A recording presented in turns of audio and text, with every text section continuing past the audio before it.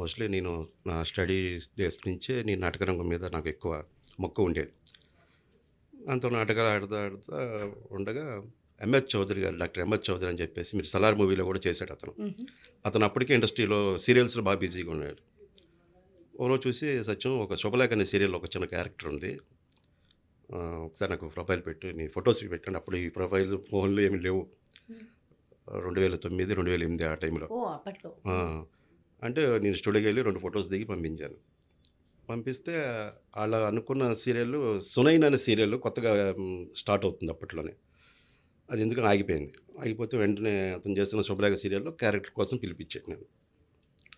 నిజంగా నేను హైదరాబాద్ అంటే ఎలా ఉంటుందో, నేను ఎక్కడ దిగాలో, ఎక్కడికెళ్ళాలో కూడా తెలీదు. ఆ!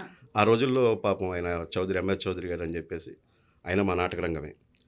నాటక రంగం వాళ్ళు ఇండస్ట్రీకి రావాలని ఒక మక్కువ ఉండేది ఆయనకి బాగా. ఇప్పటికి స్టిల్ ఉంది. అతను నాకు హైదరాబాద్ పిలిపించి అతని రూమ్‌లో పెట్టుకొని 'శుభలేఖ' సీరియల్‌లో నాకు ఒక వేషం ఇప్పించాడు.